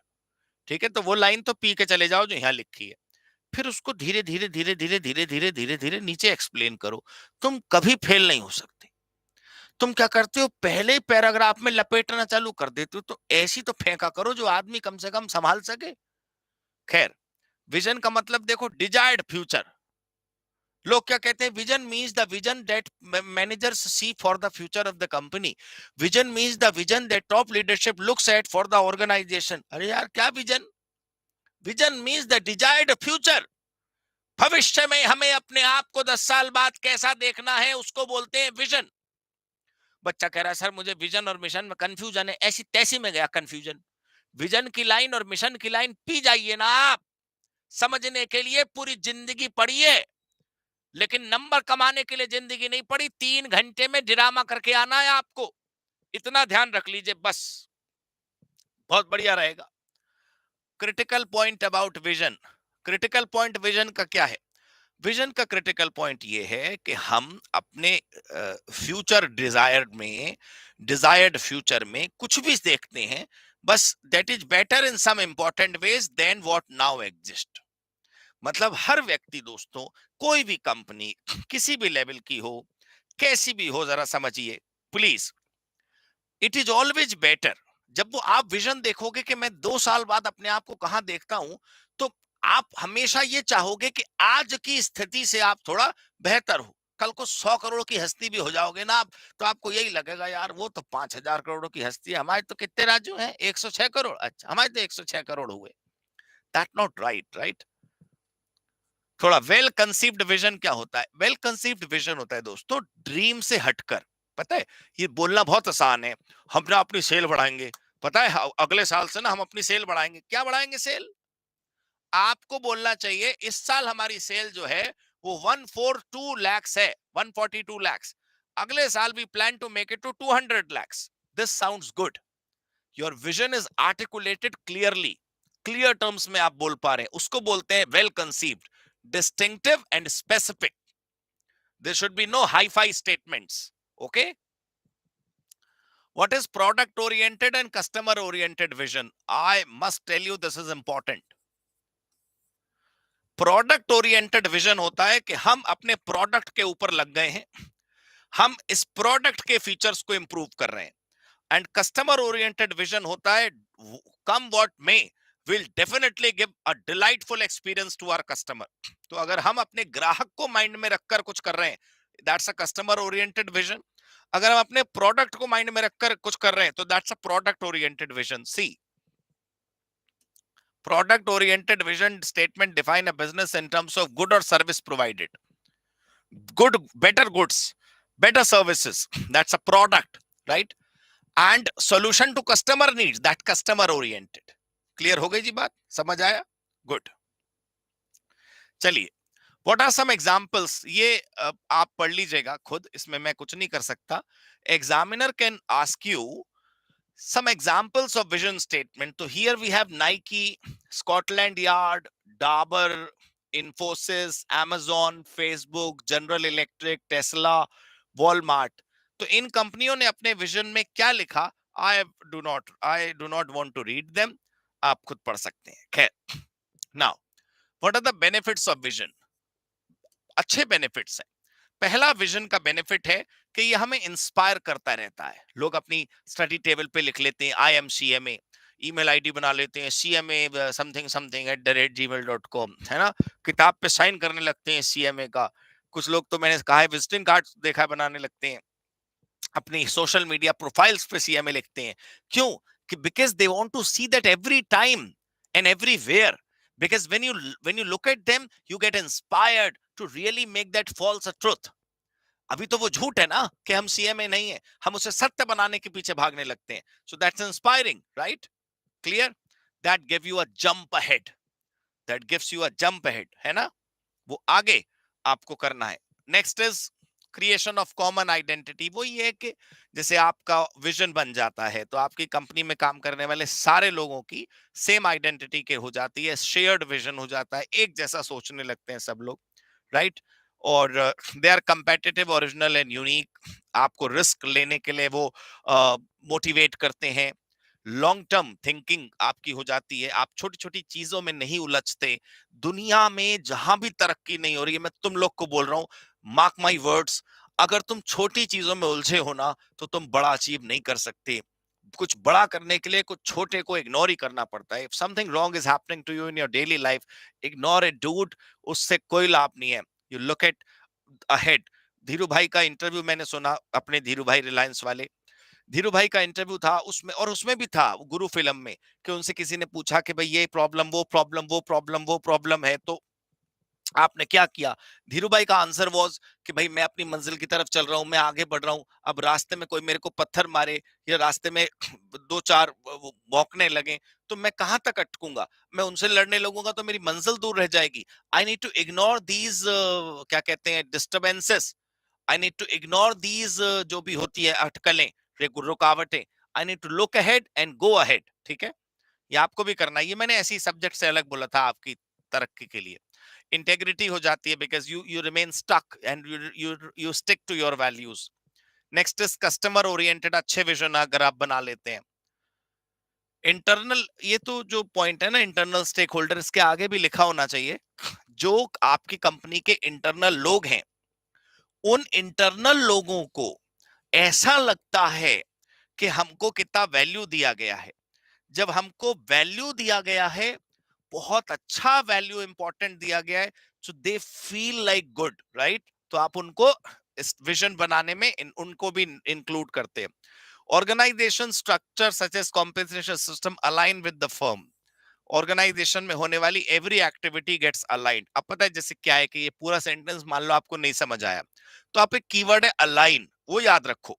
अलाइन अलाइन अलाइन, तो कहीं ना कहीं आपको इसको यूज करना है, तो आप नहीं फेल हो सकते। अब देखो मिशन क्या होता है। सबसे पहले तो मैं आपको एक बात बता रहा हूं, आप एक चीज रट लो, mission is present, vision is future. Mission is present, vision is future. ऐसे ही हाथ के एक्शन करने हैं, जहां घर पर बैठे हैं आप वहां पर अभी शुरू हो जाइए बिल्कुल। Mission is present, vision is future. दोबारा बोलो मेरे साथ। आपकी आवाज मेरे पास नहीं आ रही, कोई बात नहीं, लेकिन ऊपर वाला देख रहा है। Mission is present, vision is future. ये पहली लाइन लिख कर आनी है आपने एग्जाम में, अगर क्वेश्चन इनके ऊपर आता है तो। नीचे कोई पढ़ेगा ही नहीं, देखना आप आपका क्वेश्चन का आंसर। सीधी बात करनी है पेपर में आपको। मिशन क्या होता है? Mission is purpose and present business. Who we are, what we do, what are the product lines, what is our structure, that's mission. Mission statement क्या होता है? वही एक क्या कहते हैं definition type, right? Defines the fundamental unique purpose of our company. How strategy making is related to mission, I don't think it needs an analysis. आप लोग बहुत समझदार हैं, आप सोचिए। आपको स्ट्रैटेजी मेकिंग वो पूछ रहा है कि मिशन से क्यों रिलेटेड है, क्योंकि हम जिस मिशन पे चल रहे हैं, the mission on which we are going right now, the strategy has to match with the mission. Suppose your strategy is not matching with the mission, how will you achieve your vision? आपका strategy आपका vision से match होना चाहिए, लेकिन बिल्कुल किसी भी हाल में वो मिशन, आपका विजन अचीव ही नहीं होगा। करेक्ट? ठीक है, क्लियर? हाँ जी, चलिए आगे बढ़ते हैं। What are the types of mission statement? Mission statement भी वही है दो, एक प्रोडक्ट ओरिएंटेड और एक customer oriented, right? What are some examples? Again Alibaba, better world books, Google, SpaceX के एग्जांपल्स हैं। Examples I will not cover, आप प्लीज देखिएगा कि ये क्या है। हाँ जी, Saumya, I will answer your question. Saumya का क्वेश्चन सब लोग पढ़ लें, I will answer in a while. What is organisational culture? पता है दोस्तों, दो शब्द डिफाइन करते हैं आपके कल्चर को, assumption and belief. Believe me, आपका कैसा कंपनी में लोगों का ड्रेसअप है, कंपनी के दफ्तर में लकड़ी लगी है कि कांच लगा है, आपके कंपनी का दफ्तर कनॉट प्लेस में है या फिर किसी और इलाके में, it really does not matter to define your organisational culture. The organizational culture means the set of assumptions and the set of beliefs that you people have in your company, right? तो ये दो word आप लोग याद करिए, basic assumptions and belief which are shared by members of an organization। एक तो ये बात है, right? दूसरा, organizational culture is always unconscious and taken for granted। What does it mean? Suppose Deepawali पर दिए जलाने हैं, ये हमें सीखना नहीं पड़ता, ये टेकन फॉर ग्रांटेड है। ठीक, हमें इस बात से कोई मतलब नहीं है कि क्या कहते हैं उसे, कौन क्या कहता है, कौन सी स्टोरी क्या कहती है। हमने होली पर रंग खेलना सीखा है, हमने दीपावली पर पटाखे छोड़ना सीखा है, तो बात खत्म। This is taken for granted, this is unconsciously set in our mind. कृपया समझने की कोशिश करिए, एक स्टेटमेंट मैं आपके सामने बोलूंगा और आप मुझे बताइएगा कि आप, मैं क्या कहना चाह रहा हूं। मैं बोलता हूं खुश है जमाना आज पहली तारीख है। अब बताइए, आपको समझ में आ गया ना कि मैं सैलरी की बात कर रहा हूं? क्या पता मैं ये कह रहा होता कि पहली तारीख को मैं एडवेंचर आइलैंड गया था घूमने, नहीं। लेकिन दुनिया को पता है, तो जो चीज आपके अनकॉन्शियस माइंड में सदा के लिए बस जाए और जो आप हमेशा टेकन फॉर ग्रांटेड मानकर करें, वो कल्चर है, राइट? चलिए, 4 लेयर्स ऑफ कल्चर याद कर लेना है आपको, values, beliefs, behaviour, taken for granted, assumptions. अब अगर मान लीजिए 4 लेयर आती हैं, तो अंदर तो जो लिखना है अब ठीक है, लेकिन ये 4 शब्द नहीं भूलने हैं आपको। कल्चर का इन्फ्लुएंस क्या होता है स्ट्रेटेजी पे, ये तो यार मैं बार बार कह रहा हूं, एक शब्द और रट लीजिए आप, मैचिंग। ठीक, matching, matching of vision, mission, objectives, goals, strategy, right? Matching नहीं होगी भाई। अगर आपका जो कल्चर है उसका इन्फ्लुएंस स्ट्रैटेजी पर क्या होगा, कि जो स्ट्रैटेजी बनाएंगे that will be as per the culture. चलिए, how to promote ethical behaviour. अब मान लो ये क्वेश्चन एग्जाम में आ जाए, तो तुमको तो लगेगा कि इंटर ग्रुप 1 का लॉ का पेपर आ गया है, तुमको यही महसूस होगा ना कि लॉ का सब्जेक्ट हम करने लगे। नहीं, एथिकल बिहेवियर कैसे प्रमोट करें, पता नहीं क्यों, लेकिन इंस्टीट्यूट ने ओएमएसएम के अंदर एसएम में इसको पुट कर रखा है। देखिए, सबसे पहला आप वैल्यूज लिस्ट बनाइए। आर्टिकुलेट शब्द भारी है, आप ऐसे समझ लीजिए, make a list of values. आप अपनी कंपनी के वर्कर को लिखित में समझाइए, ये कर सकते हैं आप, एक्सेप्टेबल है, ये नहीं कर सकते, ये बिल्कुल एक्सेप्टेबल नहीं है। ठीक है। दूसरा, कोड ऑफ एथिक्स बनाइए डॉक्यूमेंट में, कि जब ये समस्या आए तो ऐसे करें, ये समस्या आए तो ऐसे करें, ये समस्या आए तो ऐसे करें। और तीसरा, कल्चर डेवलप करिए। कल्चर डेवलप करने पर क्या होगा बताइए आप, मैंने अभी आपको सिखाया था, कल्चर डेवलप करने पर एथिकल होना स्पेशली नहीं पड़ेगा, हम बाय डिफॉल्ट एथिकल हो जाएंगे, अलग से याद नहीं रखना पड़ेगा, ऑटोमेटिक हमें याद हो जाएगा। ठीक है, हमारे कल्चर में ही आ जाएगा। चलिए, what are goals, what are goals, hopes to accomplish, whatever we hope to accomplish, ये है keyword. whatever we hope to accomplish, जो भी हम अकम्प्लिश करना चाहते हैं दोस्तों, उसको बोलते हैं गोल। और हम लोग न जाने क्या क्या लिखते हैं। आप फुटबॉल खेलिए दोस्तों, हमारी निगाहें, हमारी सारी इंद्रियां, हमारा सारा फोकस कहां पर है? गोल पोस्ट पर। हम वहीं तो फेंकना चाहते हैं अपनी बॉल को। तो आप जरा समझिए कि जो हमारा लक्ष्य है, बस हम वहां पर फेंकना चाहते हैं, बॉल को पहुंचाना चाहते हैं। This is what we hope to accomplish. Anyways, objectives क्या होता है? Ends that state how the goal shall be achieved. अब एक बात लिखना चाहता हूं मैं, आप लोग ध्यान से समझिएगा। Goal is what needs to be achieved. ये अगर तुमने लिख दिया तो तुम्हें बहुत संतोष मिलेगा, और जो कॉपी चेक करने वाला है वो तुम्हें बहुत नंबर देगा। What needs to be achieved, how shall it be achieved. हमें क्या प्राप्त करना है, ये होता है गोल। उस गोल को प्राप्त करने के लिए हमें क्या करना चाहिए, वो होते हैं ऑब्जेक्टिव्स।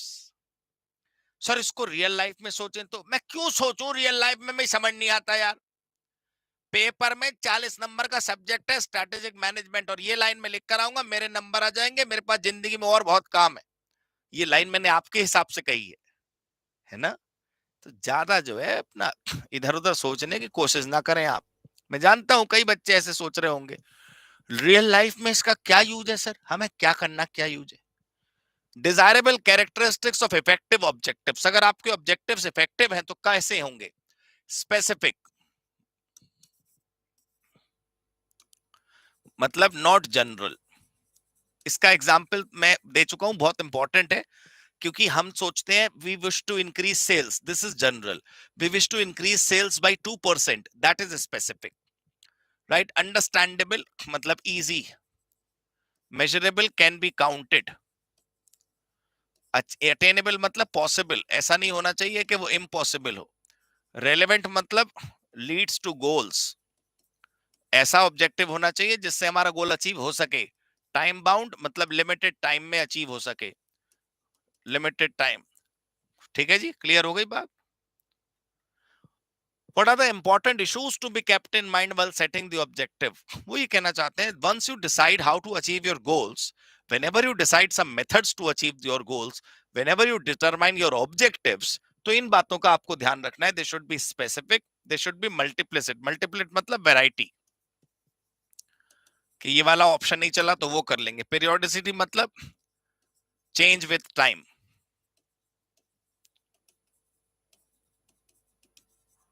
Verifiability मतलब एक्शन से पहले आप चेक कर लें। रियलिटी मतलब पॉसिबल होना चाहिए। Quality is it gives you output. Strategic management के ऑब्जेक्टिव्स क्या है? स्ट्रैटेजिक मैनेजमेंट के ऑब्जेक्टिव्स यहां पर आपको दिखाई देंगे। सबसे पहला, to identify opportunities and to exploit them. Opportunities ढूंढना या अपॉर्चुनिटीज क्रिएट करना और फिर उनको एक्सप्लॉइट करना। मतलब एक्सप्लॉइट करने से मतलब कोई नेगेटिव शब्द नहीं है यहाँ पर। एक्सप्लॉइटेशन का मतलब शोषण नहीं है, या एक्सप्लॉइटेशन का मतलब है यूर टैपिंग ऑन दोस। ठीक है, यूर इनकैशिंग द अपॉर्चुनिटी। चलो अगला है to create opportunities, right? Help managers understand key relations, right? Competitive advantage हमारे पास आ जाए, सस्टेन कर पाए हम कॉम्पिटिटिव पोजीशन को, राइट? उसके बाद हम रिस्पॉन्सिव रहें हमारे स्टेक होल्डर्स की डिमांड को। अच्छा ये शब्द याद कर लो, शेयर होल्डर्स मतलब जिन्होंने पैसे दिए, शेयर खरीदे। स्टेक होल्डर्स मतलब एवरीबडी रिलेटेड टू अस, हमारा एम्प्लॉय, हमारा कस्टमर, हमारी सरकार, हमारा जनरल पब्लिक, एवरीबडी, एवरीबडी। ठीक है, हाँ जी। To identify critical success factors, to avoid failure, to overcome inertia and accept changes. What is inertia पता है आपको? वो जो एक एक डर होता है, फियर ऑफ चेंज, कि भाई चेंज हो जाएगा तो पता नहीं क्या हो जाएगा। क्रिएटिव और इनोवेटिव एटीट्यूड। दोबारा बता रहा हूं आपको, ऑब्जेक्टिव्स ऑफ स्ट्रेटेजिक मैनेजमेंट ये है। यहां पर कहीं भी एफिशिएंसी नहीं है, यहां पर कहीं भी ग्रोथ नहीं है, यहां पर कहीं भी पैसा नहीं है। अब आप सोचो, ये वर्ड्स लिखोगे तो नंबर आएंगे, राइट? थोड़ी देर पहले जो सौम्या का प्रश्न था कि हम बहुत अच्छा पढ़कर गए थे लेकिन हमारे नंबर नहीं आए, नंबर बहुत कम आई। पहली बात तो हम कैसे श्योर हैं कि हमने ये लिखा था? बहुत जरूरी चीज आप समझें कि ये कैसे श्योर है हमको कि हमने ये लिखा था। वी मे और मे not be sure about it. दूसरी बात, अगर हम श्योर नहीं है ये लिखने में तो हम जरा गहराई से सोचें, हमने कितनी बार लिखकर प्रैक्टिस करी थी? क्या हमने कम से कम 3 बार लिखकर प्रैक्टिस करी? छोड़ो 2 बार करी, छोड़ो 1 बार करी, नहीं करी। तो हम 6 महीने तक पढ़ते रहते हैं, पेपर में पढ़ना नहीं होता है, पेपर में लिखना होता है, यह है समस्या। ठीक है जी, क्लियर हो गई बात? चलो अब व्हाट इज जीनोमिक्स? जीनोमिक्स मतलब स्टडी ऑफ जीन्स, सिंपल, ताकि उसका बिहेवियरल पैटर्न आप समझ सकें। What is organisational behaviour? अब ऑर्गेनाइजेशनल बिहेवियर में बच्चा क्या लिखेगा? How do people at the organisation behave in a given scenario? No, organisation behaviour is how to motivate people. देखें आप, how people may be motivated to work together in an effective manner. What is organisational communication? अब communication का मतलब मुझे पता है तुम क्या लपेटोगे. It's a process by which the sender sends a message in an encoding format. No, it is the interaction among a group toward a goal. हमारे ग्रुप में, हमारे टीम मेंबर्स में जो इंटरेक्शन होती है to achieve the goal, that's called organisational communication. हमारी establish effective कैसे होगी और एफिशिएंट कम्युनिकेशन कैसे होगी? Managerial proficiency. अगर मैनेजर हमारा प्रोफिशिएंट है मैसेजेस को रिसीव करने में, डिलीवर करने में, उसको डीकोड करने में, उसको समझने में, तो कोई प्रॉब्लम नहीं. What is inner and outer system? Very simple. Inner is internal organization या internal environment, और outer system क्या होता है? External environment. Right? What is self-estimation?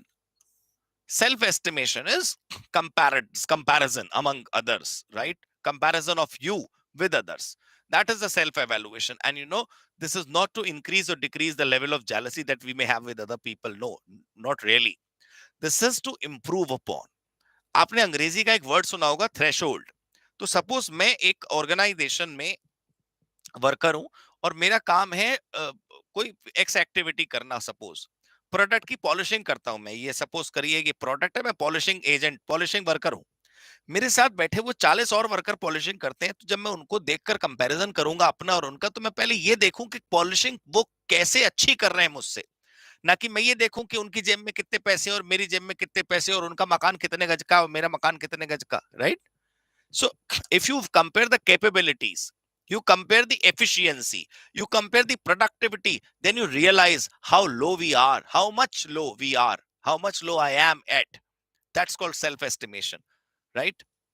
Judge and compare themselves to others in a work environment, right? अपनी net worth abilities के हिसाब से. What is strategic leadership?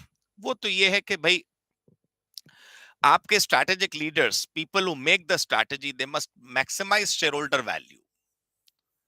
Total इलाज यही है ना कि कंपनी के जो शेयर होल्डर्स हैं उनका मार्केट प्राइस पर शेयर बहुत हाई रहना चाहिए.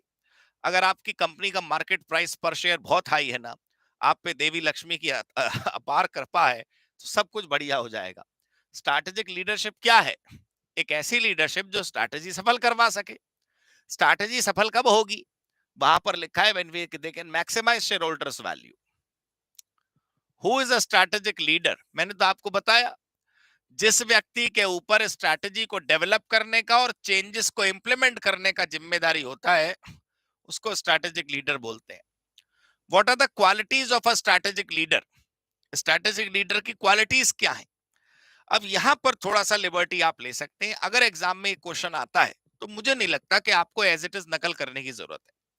स्ट्रैटेजिक लीडर की क्वालिटीज वही है. उसकी फार साइटेडनेस होनी चाहिए, लॉन्ग विजन होना चाहिए, इमोशनली इंटेलिजेंट होना चाहिए, अपने इमोशंस को कंट्रोल करने वाला होना चाहिए. He need to have balance, there should be no conflict of interest. ये अच्छी अच्छी बातें भी आप लिख सकते हो.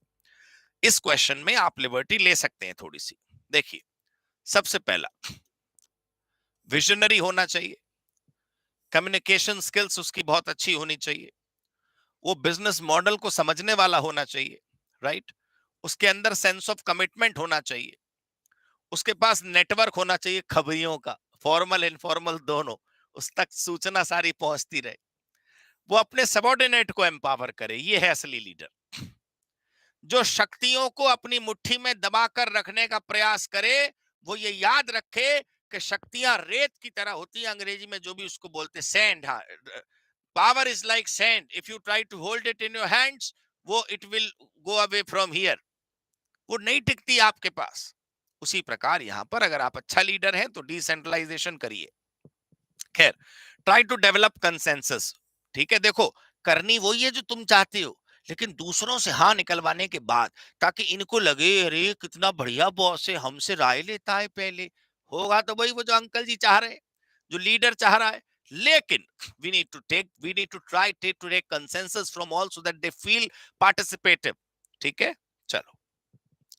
What is emotional intelligence? ये दोस्तों आपके ग्रुप 1 में भी थी. जब किसी जमाने में आपने ग्रुप 1 पढ़ा होगा तो एक तो आप ये ध्यान रखें कि डेनियल गोलमैन ने ये बनाया था शब्द इमोशनल इंटेलिजेंस। और इमोशनल इंटेलिजेंस किसको बोलते हैं? जिस पर्सन के अंदर ये 5 चीजें होती हैं। सेल्फ अवेयरनेस, मतलब मेरे को अपने नॉलेज की इमोशंस की नॉलेज होनी चाहिए।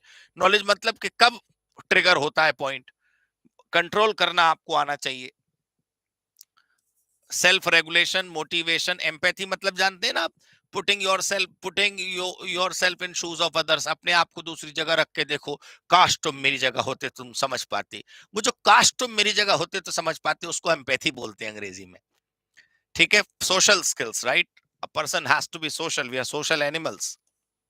What is organizational change? The most difficult thing of the world. You can change yourself, right? You can change yourself. सही में आप अपने आप को चेंज कर सकते हैं। चेंजिंग अदर्स कैसे करोगे आप?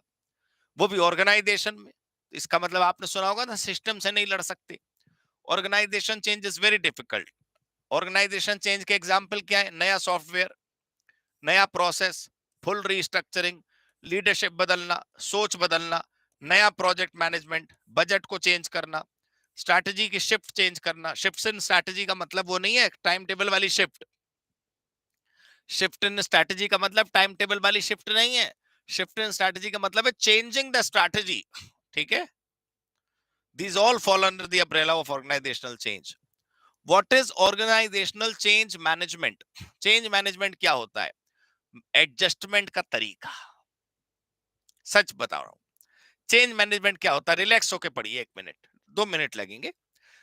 चेंज जब कंपनी लाती है, चाहे वो प्रोसेस में लाए, प्रोडक्ट में लाए, टीम में लाए, लीडरशिप में लाए, स्ट्रैटेजी में लाए, तो हम सब लोग कुछ कर तो सकते नहीं एमडी के ऑर्डर से। हमें बस क्या करना है? उसके साथ एडजस्ट। मेरी बात ध्यान से समझिएगा। You can't remove the change, you have to manage the change. So when we have to manage the change, actually what are we doing? We are doing adjustments. ठीक, देखो मेथोडोलॉजी यहां का ही होगा, एडजस्टमेंट। यस, अब मैं आपको कह रहा था कि अगला जो मॉडल है वो थोड़ा सा आपको रीड करना चाहिए, आप इसे लर्न मत करिए।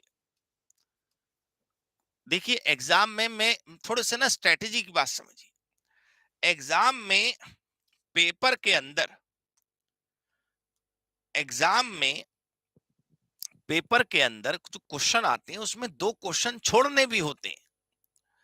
अगर आपकी मेमोरी पावर ठीक है, आप अच्छे से रटना जानते हैं, आप याद करना जानते हैं, आपको चीजें याद रह जाती हैं। वो होता है ना, फिल्म में एक आमिर खान की फिल्म थी, उसको ऐसे मान लो कुछ दिखा दो तो उसे रट जाता था बिल्कुल। वो किसी दुकान का, शोरूम का, कहीं बैंक का नक्शा कुछ उसको दिखाया गया, उसको याद हो गया, फिर दोबारा बना दिया उसने। तो अगर आपको याद हो सके तो ये मॉडल याद कर लो। कॉटर का 8 स्टेप प्रोसेस है, मैकिंजी है, कर्ट लेविन है, और ये अडकर मॉडल है, और कुबलर रॉस मॉडल है, और साटिर चेंज मैनेजमेंट है, विलियम ब्रिजेस है। ये मुझे क्षमा करें अगर मेरा प्रोनाउंसिएशन गलत हो तो। ठीक है, और अगर आप याद नहीं कर सकते तो 2 मॉडल पी जाइए, 2, कम से कम 2। मैं बता रहा हूं कौन से 2 मॉडल, ये वाले। एक तो मैकिंजी 7S फ्रेमवर्क, ये बहुत इंपॉर्टेंट है। और दूसरा कर्ट लेविन का मॉडल, ये बहुत मशहूर है। तो सपोज करो एग्जामिनर ने तुमसे ये पूछा, क्या कहते हैं उसे, कर्ट लेविन वाला मॉडल, और तुम नहीं लिख पाए, तो इसका मतलब ये नहीं कि ओएमएसएम नहीं आती तुमको, तो इसका मतलब ये कि तुम दुनिया से परे हो। ये बहुत मशहूर मॉडल है कर्ट लेविन। अच्छा, ये मॉडल किस चीज के हैं? एडजस्टमेंट के, चेंज मैनेजमेंट के। मैकिंजी मॉडल कहता है कि ये 7 चीजें हमें ठीक करनी होंगी, बस चेंज हो जाएगा। Style, skill, system, structure, staff, strategy, shared values. और कर्ट लेविन क्या कहते हैं? पहले दिमाग को अनफ्रीज करो, ऐसे 2 टुकड़े, फिर उसमें क्या करो, चेंज भर दो, और फिर वो 2 टुकड़े दोबारा जमा कर दो, फ्रीज, इसे कहते हैं। ठीक है, चलो बच्चे डिस्कस कर रहे हैं किसका सिलेबस हो गया किसका नहीं। कैसी बातें करते हो तुम यार, तो मैं एक बार और कह देता हूं, मेरे से रहा नहीं जा रहा। 13 टेस्ट पेपर जब तुम सॉल्व करोगे ना, तो तुम्हें पढ़ने की जरूरत नहीं पड़ेगी कुछ भी, तुम मानो तो मेरी बात। अब सपोज करो कर्ट लेविन मॉडल एग्जाम में आ जाए और मुझे आता ना हो, और मेरे पड़ोसी, ऐसा करना नहीं है लेकिन मेरी बात समझे, मेरे पड़ोसी ने मुझे बताया अनफ्रीज चेंज एंड फ्रीज, और मैंने लिखाया। किसको पता कि मैंने कॉन्सेप्ट पढ़ा था कि क्वेश्चन पढ़ा था? आपका पेपर में क्वेश्चन गलत नहीं होगा, ये बात मान लो, ठीक है? Follow follow follow. बच्चा कह रहा, सॉरी ब्रो। तो अनिकेत बाबू और अनंत बाबू इधर आ जाओ। खैर, what is the most popular and widely accepted guiding approach? सबसे ज्यादा पॉपुलर अप्रोच क्या है? अप्रोच है ACMP, association of professional change management. ठीक है, इनके द्वारा दिया गया स्टैंडर्ड सबसे मशहूर है। आपको पहले इवेलुएट करना है कि चेंज का इंपैक्ट क्या होगा और लोग तैयार हैं कि नहीं। सबसे पहले आपको ये पता लगाना है कि अगर आप अपनी कंपनी में चेंजेस करेंगे तो उसके लिए लोग तैयार हैं, और तैयार नहीं है या है तो उसका असर क्या पड़ेगा। स्ट्रेटेजी बनाइए अपनी, चेंज का प्लान लाइए, प्लान एग्जीक्यूट करिए, और क्लोज कर दीजिए अपने प्रोसेस को। ये है ईसीएमएपी, मतलब एसीएमपी। हाँ जी, बालक कह रहा कहाँ है तेरा test paper? coceducation.com। How much important is employee involvement? Sir मैंने बोला आपको, you can't implement change if you don't have support of your people, if you don't have support of your team।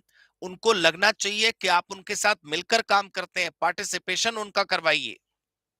what are personal objectives, job specific goals of each individual? हर employee के ना अपने अपने गोल होते हैं organisation में।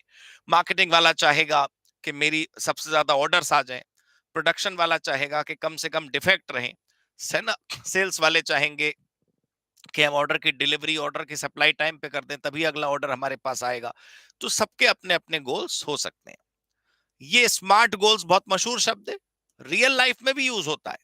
Everybody should have goals having these features: specific not general, measurable that can be counted, attainable which is possible to achieve, relevant that should lead us to the manzil, to the vision, time based, time bound, right? Within a limited time frame we should be able to achieve it.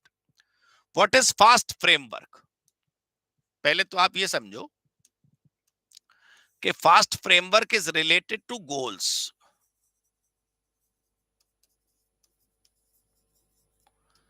अब आप वापस इधर आओ। जैसे आपने पढ़ा the goal should be smart, यानी कि if the goals are smart they will be effective.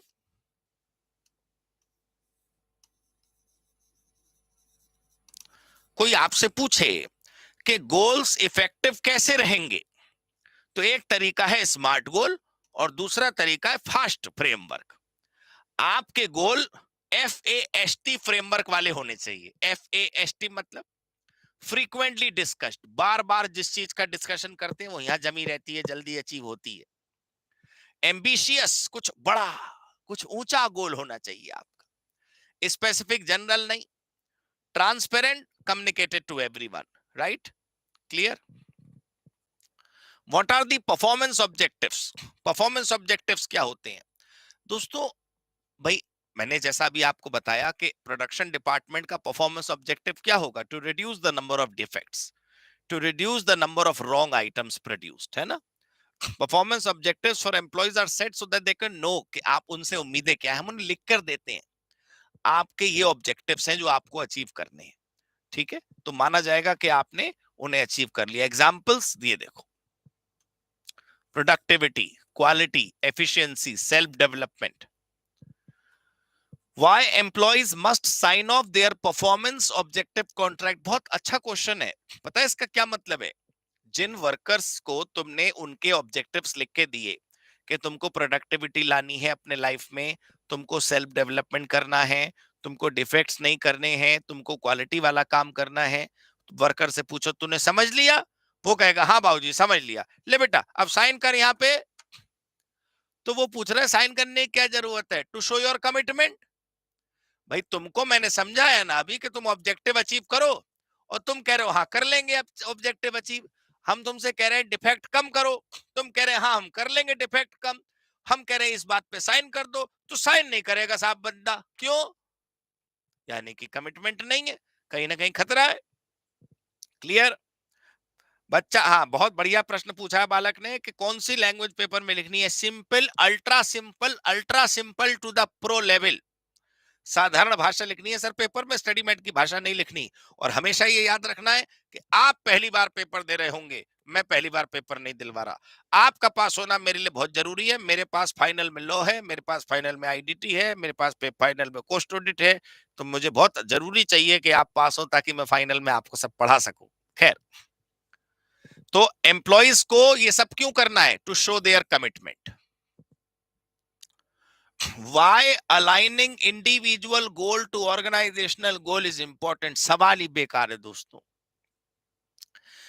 आप प्लीज समझिए, if an individual is having a goal which is not matching, मैंने बोला था ना, वर्ड याद कर लो, matching. If an individual is having a goal which is not matching, with the goal of the organization will not suffer, the individual will suffer, he has to leave it.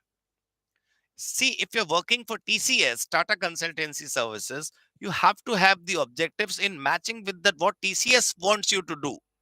Your objectives and objectives of TCS cannot be challenging to each other. कैसे आप काम करेंगे system से लड़के, right? हाँ, तो why aligning individual goals to organizational goal is important? Why? So that the employee remains motivated, right? So that they continue achieve them. अच्छा, what is balance scorecard? Balance score card होता है दोस्तों financial and non financial performance को major करने वाला model. Many a times, हमेशा क्या होता है कि जब आप किसी कंपनी का रिपोर्ट कार्ड देखते हो, स्कोर कार्ड देखते हो, तो इसका मतलब आप बैलेंस शीट देखते हो। If the company is doing well in terms of P&L account and balance sheet, you would treat it as going well. लेकिन वो सत्य नहीं होता। क्या वो कंपनी अपने वर्कर के लिए अच्छा कर रही है? क्या वो कंपनी अपनी एफिशिएंसी इंप्रूव कर रही है? क्या वो कंपनी अपने कस्टमर्स के लिए अच्छा कर रही है? क्या वो अपनी कंपनी शेयर होल्डर को पैसा दे रही है? तो शेयर होल्डर वाला तो सबने नाप लिया, बैलेंस शीट सबने देख ली, फाइनेंशियल वाला तो सबने देख लिया, लेकिन जो ये वाला पोर्शन है, बाकी तीन चीजें जो नॉन फाइनेंशियल है, उसको कौन देखेगा? ये भी तो हमने समझना होगा। The organization must not only have a scorecard of paisa. The scorecard should also contain worker ka benefit. The scorecard should also contain customer ka satisfaction. The scorecard should also contain learning, innovation, growth. So, दो विद्वानों ने एक score card बनाया, ठीक? दो विद्वानों ने score card develop किया और स्कोर कार्ड में 4 पॉइंट्स बनाए, 4 पर पैरामीटर्स बनाए, उसको बोलते हैं 4 पर्सपेक्टिव। उसमें से एक फाइनेंशियल है और 3 पैरामीटर नॉन फाइनेंशियल है। So it is a better way to evaluate an organization whether it is doing well in its life or not, ये अपने जीवन में अच्छा कर रही है या नहीं कर रही। देखिए, तो पहले तो ये नाम याद कर लीजिए, रॉबर्ट कैपलन और डेविड नॉर्टन, ये हार्वर्ड बिजनेस स्कूल के लोग थे।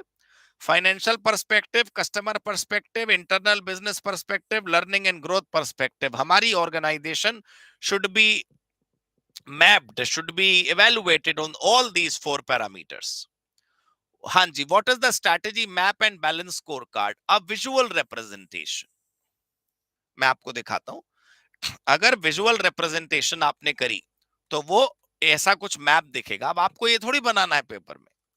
Examiner may ask you what is strategy map and balance score card, तो आप बोलेंगे if the balance score card is presented visually, that visual representation is called strategy map. ठीक है, clear? चलो, चलिए अगला, what are the steps of balance score card. एक और जवाब दे देता हूं बीच में। एक बच्चा कह रहा है कि हिंदी मीडियम में टेस्ट दे सकते हैं कि नहीं दे सकते? हाँ बालक, दे सकते हैं, बिल्कुल दे सकते हैं, कोई प्रॉब्लम नहीं है, क्योंकि टेस्ट हमने नहीं चेक करने हैं। हमने तो टेस्ट का क्वेश्चन और उसका आंसर दोनों दे रखा है अपनी वेबसाइट पर। इवेलुएट योरसेल्फ वाला सिस्टम है। दूसरा, बालक कहते हैं, बच्चा कह रहा है कि बालक कहते हैं कि थ्योरी में इंस्टीट्यूट फुल मार्क्स नहीं देते। हाँ, ये बात सच है। तुम दिल उतार के रख दो, तुम बिल्कुल एज इट इज छाप के रख दो, तुम बहुत टॉप क्लास आंसर लिख के आओ, तब तुम्हें 7 में से मिलेंगे 5। तो बुराई क्या है? लॉ में 100 में से 80 आ जाए, ऑडिट में 50 में से 40 आ जाए, और एसएम में हमारे 40 में से 30 आ जाए, हम बहुत खुश हैं, है ना? 100% हमें नहीं चाहिए, ज्यादा की नहीं इच्छा, हमको थोड़े में गुजारा होता है। Right? My point is, even if we score somewhere around 80%, that is very nice, right? Let institute deduct marks for theory, कोई बात नहीं। तो what are the steps of balance scorecard? दोस्तों ये याद करना है, this seems to be very important. First step, अपना इंटेंट फिक्स करिए, आपकी ऑर्गेनाइजेशन क्या चाहती है, विजन क्या है, मिशन क्या है। सेकंड, बैलेंस स्कोरकार्ड डिजाइन करिए। नेक्स्ट स्टेप, स्ट्रैटेजी मैपिंग करिए। फाइनल स्टेप, क्वांटिटेटिव मेट्रिक आप डेवलप करिए। ये कीवर्ड आप ध्यान रखें, right? What are the various kind of objective that need to be balanced? मैंने अभी बताया आपको दो, एक फाइनेंशियल और एक नॉन फाइनेंशियल, पैसा और बाकी सब कुछ, फाइनेंशियल और नॉन फाइनेंशियल, यानी कि फाइनेंशियल और strategic, you need to balance them. What is EVA? ये सर आपको एफएम में भी मिली होगी, economic value added, right? Final में आपको सीएफआर में भी मिलेगी। ये पता है क्या होता है? एक होता है अकाउंटिंग प्रॉफिट, एक होता है economic profit. So this economic value added is actually economic profit. This is the formula, multiple choice paper question में आपके काम आ सकता है। Net operating profit after tax minus cost of capital.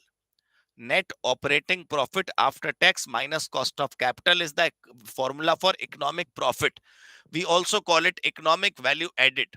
आपको याद रखना है कि ये किसने इजाद करा था, इसका आविष्कार किसने करा था? Stern Stuart and company, SS बोलते हैं इसको मशहूर, stern Stuart and company, right? इसका रैशनल क्या है मैंने आपको बताया। Accounting profit does not give you the true picture, the economic profit gives you the true picture. What is the rational? What is the rational? मतलब what is the kind of reason for having this? तो क्या logic है इसको रखने का? देखो, due to major problem of accounting profit as it combines two types of return, the normal return and the economic profit, right? Clear? तो examiner can ask you what is the difference between accounting profit and economic profit, या फिर economic profit examiner क्यों लाए, ये life में क्यों लाया गया, या फिर examiner can ask you what is the formula of economic value added, EVA. तो हमारा ये चैप्टर हो गया दोस्तों, this chapter is finally done. Multiple choice question के आंसर्स यहाँ लिखे हुए हैं स्टडी मैट के। आप घर पर ये करिएगा कि इंस्टीट्यूट के स्टडी मैट के जो क्वेश्चंस हैं ऑब्जेक्टिव वो कर लीजिएगा, और जो सब्जेक्टिव क्वेश्चंस हैं वो सब्जेक्टिव क्वेश्चंस मैं आपको याद दिला दूं, हमारा एक चैनल है COC CMA classes. I repeat, we have a channel called COC CMA classes. COC CMA classes के अंदर मैंने स्टडी मटेरियल के सारे क्वेश्चंस के आंसर सॉल्व करा दिए हैं।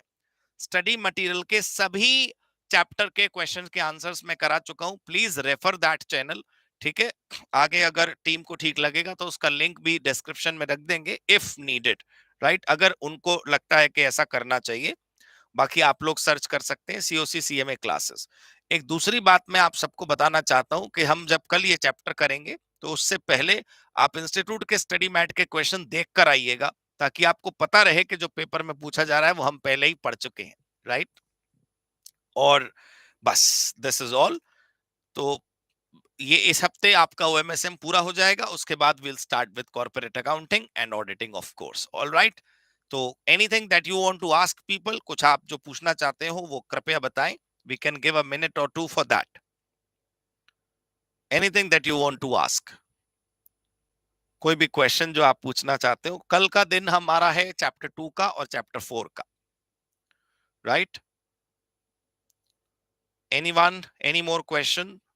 पूजा जी कह रही है ओएम का भी होगा। ओएम का हो रहा है। ओएम कल तक ओएम ही हो रही थी, अब पहले एसएम होगी, फिर कुछ दिन बाद दोबारा ओएम शुरू होगी, राइट? खुशी मौर्य कह रहे हैं क्लास प्राइवेट होगी, चाहता तो मैं वैसे यही था, लेकिन कोई नहीं, आप देख लेना, बाद में भी देख लेना, ठीक है? Thank you so much, god bless you, goodbye. कल शाम 5 बजे मिलेंगे हम हमारे अगले चैप्टर के लिए।